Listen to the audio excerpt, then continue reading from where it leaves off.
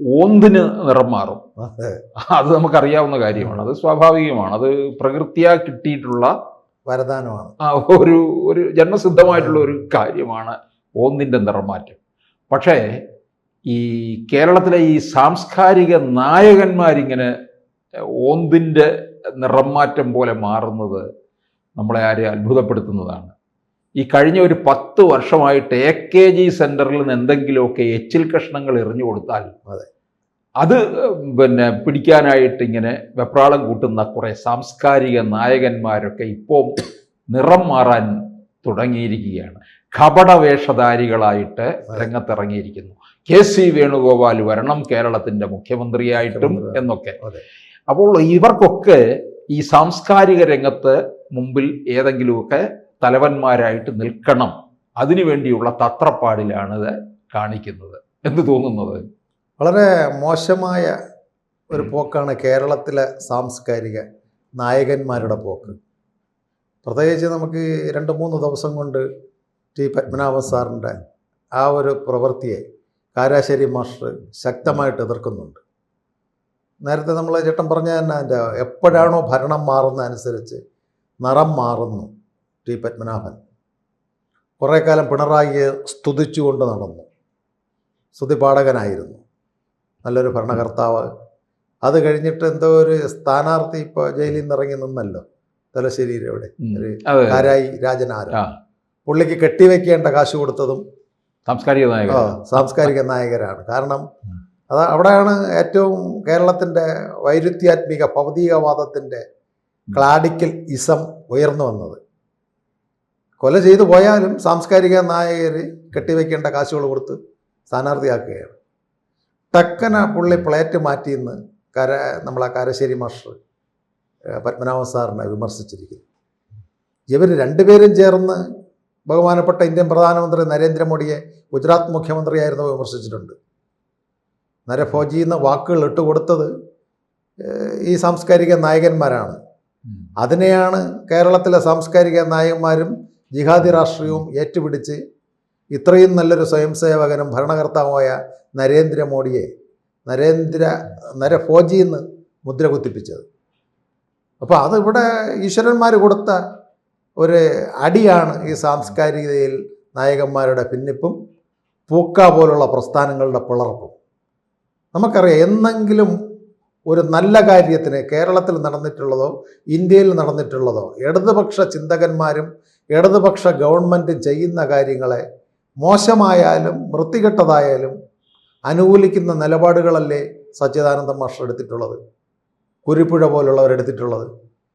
എന്തെങ്കിലും ഒരു നല്ല കാര്യം ഉത്തരേന്ത്യയിൽ എവിടെയെങ്കിലും ഒരു കൊലപാതകം നടന്നാൽ ഇവിടുത്തെ സാംസ്കാരിക നായകന്മാരങ്ങ് ചിന്തയിലും ദേശാഭിമാനിയിലും അങ്ങ് എഴുതും. ജനാധിപത്യത്തിൻ്റെ മകുടോദാഹരണം പൊട്ടിപ്പോയി. അയോധ്യയുടെ അയോധ്യ തർക്കമന്ദിരമൊക്കെ പൊളിച്ചപ്പം കേരളത്തിലുള്ള സാംസ്കാരിക നായകന്മാരുടെ മനുഷ്യ ചങ്ങലകളും രക്തപ്രതിജ്ഞകളും ഒക്കെ DYFകാരെ കൂടെ അങ്ങ് നിൽക്കുകയാണ്. ഈ കേരളത്തിൽ നടക്കുന്ന ജിഹാദി രാഷ്ട്രീയ സാംസ്കാരികതയെ ഏതെങ്കിലും ഒരു സാംസ്കാരിക നായകർ എതിർത്തിട്ടുണ്ടോ? വളരെ രീതിയിലൊക്കെ കാരശ്ശേരി മാസ്റ്ററൊക്കെ വിമർശിക്കുന്നുണ്ട്. ഈ അടുത്ത കാലത്ത് ഞാൻ കണ്ടു പ്രധാനമന്ത്രിയെ വിമർശിച്ചതൊരു കാര്യത്തിന്. അദ്ദേഹം വിദേശ യാത്രകൾ നടത്തിയതൊരു കോട്ടിട്ടില്ലേ, 13 ലക്ഷം രൂപ എന്തോണം ആ കോട്ടിന് വിലയെന്ന് പറഞ്ഞു. അതിനെയൊക്കെ വളരെ നഖശികാന്തം. ഒരു ഇന്ത്യയുടെ ഭരണാധികാരിക്ക് ഒരു വിദേശ രാജ്യത്ത് പോകുമ്പോൾ അതിൻ്റേതായ ക്രെഡിബിലിറ്റിയും ഡ്രസ്സും ധരിച്ച് പോകണ്ടേ. അല്ലാതെ ഗുജറാത്തി ധോത്തിയും ധരിച്ച് ജൂബയിട്ടുണ്ട് ട്രംപിനെയോ വ്ളാഡിമിർ പുടിനെയോ കാണാൻ നോക്കൂ. അത് ആരോ ഒരാൾ ആദ്യമായിട്ട് ഗുജറാത്തി വ്യവസായി മോഡിജിക്ക് സംഭാവന ചെയ്ത കോട്ടാണ്. അത്രയ്ക്ക് അതിന് വിലയില്ല. അത് അവസാനം സെർച്ച് ചെയ്ത് വന്നപ്പോൾ 25,000 പോലും വിലയില്ല. ശകലം ലൈറ്റ് അടിച്ച് മിനുങ്ങുന്ന കണ്ടപ്പോൾ ഗോൾഡ് നൂലെന്ന് പറഞ്ഞ വ്യക്തികളാണ് കേരളത്തിലെ ഈ ചാച്ചര എന്ന് പറയുന്ന കേരളത്തിലെ സാംസ്കാരിക നായകന്മാർ ചെയ്തിട്ടുള്ളത്. എന്നും കേന്ദ്രത്തിലെ ഗവൺമെൻറ്റിനെയും ഗുജറാത്ത് ഗവൺമെൻറ്റിനെയും BJP ഗവൺമെൻറ്റുകളെയും സംഘപരിവാർ പ്രസ്ഥാനങ്ങളെയും വിമർശിപ്പും ലേഖനങ്ങൾ എഴുത്താണ് സച്ചിദാനന്ദ മാസ്റ്റർക്കും കുരിപ്പുഴയ്ക്കും ഈ പറഞ്ഞ നമ്മുടെ കാരശ്ശേരി മാസ്റ്റർക്കും എല്ലാം. ഇടയ്ക്ക് പത്മനാഭ സാറും വിമർശിച്ചിട്ടുണ്ട്. പക്ഷേ ചില രാജ്യത്തിൻ്റെ പുരോഗതികൾ സാമ്പത്തികപരമായിട്ടും കൾച്ചർപരമായിട്ടും മാറിയപ്പോഴും നമ്മുടെ ശ്രീകുമാരൻ തമ്പി സാറും നമ്മുടെ ഓണക്കൂർ സാറെല്ലാം പ്രധാനമന്ത്രിയെ കണ്ടതിന് ശേഷം പത്മനാഭൻ സാറിന് ചെറിയൊരു മാറ്റമുണ്ട്. ഭാരതം വൈഭവശാലിയായി വരുന്നു എന്നും പറഞ്ഞിട്ട് മാതൃഭൂമിയിൽ ഒരു ആർട്ടിക്കിൾ ഞാൻ വായിച്ചിട്ടുണ്ട്. അപ്പോൾ ഇവിടുത്തെ സാംസ്കാരിക നായകന്മാർ കാരശ്ശേരി മാസ്റ്റർ പറഞ്ഞതുപോലെ ഗവൺമെൻറ്റുകൾ വരുമ്പം സ്ഥാനങ്ങൾ, സാഹിത്യ അക്കാദമികൾ, അതുപോലെ ചലച്ചിത്ര അക്കാദമികൾ തുടങ്ങിയ സ്ഥാനങ്ങൾക്കോ കസേരകൾക്കോ ഓണററിയങ്ങൾക്കോ അവാർഡുകൾക്കോ വേണ്ടി മാറുന്നൊരു വ്യവസ്ഥിതിയിലേക്ക് വരുന്നു എന്നാണ് കാരശ്ശേരി മാസ്റ്റർ. ഗവൺമെൻറ്റിൻ്റെ ആനുകൂല്യങ്ങൾ പറ്റുവാൻ സ്വന്തം വ്യക്തിത്വങ്ങൾ വിൽക്കുന്നു എന്നാണ് പത്മനാഭൻ സാറിനെ കുറിച്ച് കാരശ്ശേരി മാസ്റ്റർ പറഞ്ഞിരിക്കുന്നത്. ഇത് അദ്ദേഹവും പത്മനാഭൻ സാറും നമ്മുടെ സച്ചിദാനന്ദൻ മാസ്റ്ററും പൂക്കായിലുള്ളവരും കുരുപ്പുഴ എല്ലാം ആലോചിക്കേണ്ട കേസുകളാണ്. ഈ ഇടതുപക്ഷം കൊണ്ട് ഇന്ന് രാഷ്ട്രീയ സ്വയംസേവാ സംഘത്തെ എവർ വിമർശിക്കുന്നു. രാഷ്ട്രീയ സ്വയംസേവാ സംഘം എന്ന് പറയുന്ന പ്രസ്ഥാനവും അവരുടെ സാംസ്കാരിക വിഭാഗം തപസ്യ എന്ന് പറയുന്ന പ്രസ്ഥാനവും വിവിധ പരിപാടികളും എത്ര ഫ്ലക്സിൻ്റെയും വാർത്താ ചാനലിൻ്റെയും സാംസ്കാരിക നായകന്മാരും കൊണ്ടാണ് കേരളത്തിലും ഭാരതത്തിലും വളർന്നിട്ടുള്ളത്? ഒരിക്കലുമല്ല. ഒരു പബ്ലിസിറ്റിയിൽ കൂടിയല്ല RSSും BJPയും ഇവിടെ വളർന്നിട്ടുള്ളത്. അവരുടെ സംഘടനാപരമായ പ്രവർത്തനം ഒരിക്കലും അവർ ഹൈന്ദവീയം എന്ന് പറയുന്നത് മതവൽക്കരിച്ചിട്ടില്ല. ബഹുമാനപ്പെട്ട സുപ്രീം കോടതി പറഞ്ഞത് ഹൈന്ദവീയം ഈ രാഷ്ട്രത്തിൻ്റെ സംസ്കാരവും ഈ രാഷ്ട്രത്തിൻ്റെ സനാതന ധർമ്മവുമെന്നാണ്. ആ സനാതന ധർമ്മത്തെ കുഴിച്ചുമൂടണമെന്നാണ് സ്റ്റാലിൻ്റെ മകൻ ഉദയനിധി പറഞ്ഞത്. ഇന്നവർ കുഴിച്ചുമൂടി വീട്ടിയിരിക്കുന്നു. നമ്മളെ ശ്രീധർമ്മശാസ്താവിൻ്റെ അവിടെ ഇത്തരത്തിലുള്ള പെണ്ണുങ്ങളെ കയറ്റി നമ്മളെ മെൻസസ്സായ കുട്ടികളെ പോലും അവർക്ക് പ്രവേശിക്കാം, വയസ്സ് ബാധകമല്ല, യുവതീ പ്രവേശനം വേണമെന്ന് ഇടതുപക്ഷം എടുത്തതുകൊണ്ടും അയ്യപ്പൻ്റെ ആ പാളികൾ സ്വർണ്ണങ്ങൾ അടിച്ചു മാറ്റിക്കൊണ്ടാണ് അയ്യപ്പൻ ഇദ്ദേഹത്തിനെ വീട്ടിൽ പോയി ചോദിക്കാൻ പറയുന്നത്, വീട്ടിൽ പോയി ഇരുത്തിക്കുന്നത്. ഇതെല്ലാം ചേട്ടാ ഇവിടെ ഒരു പ്രപഞ്ച ശക്തിയുണ്ട്.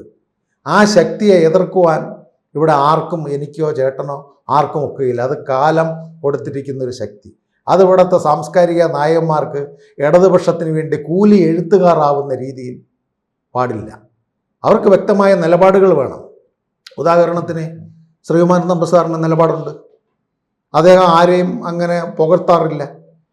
അദ്ദേഹം ആകെ പുകഴ്ത്തിയിട്ടുണ്ടെങ്കിൽ പ്രധാനമന്ത്രി നരേന്ദ്ര, ഇതാണോ പ്രധാനമന്ത്രി? ഇത്തരത്തിലുള്ള ആളിനെയാണോ ഇവിടെ വിമർശിക്കുന്നത്? എന്ത് തങ്കമായ മനുഷ്യൻ! ലോകത്തിൽ ഇത്രയും വലിയ നേതാക്കൾ ഉണ്ടായിരുന്നിട്ട് 100 കോടി ഫോളോവേഴ്സ് വന്നിട്ടുള്ള നേതാവല്ലേ? നമ്മളെ വാതിലിൻ്റെ അവിടെ വന്ന് സ്വീകരിച്ച് അങ്ങേരുടെ സ്വീകരണ മുറിയിലേക്ക് കൊണ്ടുപോയില്ലേ? അതുപോലെ ഓണക്കൂർ സാർ, അദ്ദേഹത്തിൻ്റെ ചില വാക്കുകളും അദ്ദേഹത്തിൻ്റെ ആ എഴുത്തുകളും കാര്യങ്ങളും ഒരു അവാർഡിനോ ഒരു പത്മഭൂഷണോ ഒരു പത്മശ്രീക്കോ വേണ്ടിയൊന്നുമല്ല.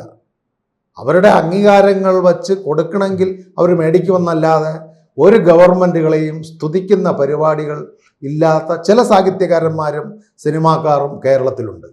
അപ്പോൾ അത്തരം വ്യക്തികളെ ആണ് ഈ കാരശ്ശേരി മാസ്റ്ററെ പോലുള്ളവർ, പത്മനാഭൻ സാറിനെ പോലുള്ളവർ, സച്ചിദാനന്ദൻ മാസ്റ്ററെ പോലുള്ളവർ, കുരുപ്പുഴയെ പോലുള്ളവർ ഒരു ഇടതുപക്ഷ ചായ്വുകൾക്ക് നിൽക്കുകയും എന്തെങ്കിലും അധികാരം വരുമ്പോൾ കിട്ടാതെ വരുമ്പോൾ വിമർശിക്കുന്ന രീതി ശരിയല്ല എന്നുള്ളതാണ് സാംസ്കാരിക കേരളത്തിലെ സാംസ്കാരിക നായകന്മാരുടെ അധപ്പതനമായി വരുന്നത്. നമുക്കറിയാം ഇവിടെ കമ്മ്യൂണിസ്റ്റ് പ്രസ്ഥാനം വളരുന്നത് KPSC നാടകവും വി ശാംബശിവൻ്റെ കഥാപ്രസംഗങ്ങളും കൊണ്ടാണ് ഇവിടെ നടന്നത്. RSS അങ്ങനെയല്ല വളർന്നത്. RSSന് ഒരു നാടകവും ഒരു സിനിമയും ഒരു കഥാപ്രസംഗവും ഒരു ഭജനയും ഇല്ലായിരുന്നു. അവരുടെ സംഘടനാപരമായ പെരുമാറ്റങ്ങൾ കൊണ്ടാണ് അവർ ഭാരതീയ ജനതാ പാർട്ടിക്ക് പുറത്തുനിന്ന് പ്രവർത്തനം കൊടുക്കുന്നത്. ഇലക്ഷൻ വരുമ്പോൾ ശക്തി കുറവാണ്. ആ സ്ഥലത്ത് സംഘത്തിൻ്റെ മുതിർന്ന കാര്യകർത്താക്കൾ, പ്രചാരകന്മാർ നാഗപ്പൂരിൽ നിന്നുള്ള ഇൻസ്ട്രക്ഷൻ കിട്ടി സഹായിക്കുന്നുണ്ട്. ഏതെങ്കിലും ഇവിടെ ഒരു സാംസ്കാരിക നായകരോ ഒരു ഭരണഘടനാ പദവിയിൽ ഇരിക്കുന്നവരോ RSSനെ പുകഴ്ത്തിയിട്ടുണ്ടോ? പുകഴ്ത്തിയിട്ടില്ല. എന്നും വർഗീയവാദി രാഷ്ട്രത്തെ ഛിന്ന ഭിന്നമാക്കുവാൻ ശ്രമിക്കുന്നു RSS എന്നേ ഇവിടെ കെടുത്തിയിട്ടുള്ളൂ. പക്ഷേ ബഹുമാനപ്പെട്ട സുപ്രീം കോടതിയുടെ ജഡ്ജി KT തോമസ് സാറിനെ പോലുള്ളവർ അദ്ദേഹം പറഞ്ഞിട്ടുണ്ട്. അടുത്ത കാലത്ത് കമൽ ഭാഷ പറഞ്ഞിട്ടുണ്ട്. ഈ ഇത്തരം സംഘടനകളെക്കുറിച്ച് കൂടുതൽ അറിയുമ്പോഴാണ് നമ്മൾക്ക് അതിൻ്റെ പ്രവർത്തന ബാന്ധവം അറിയുന്നത്.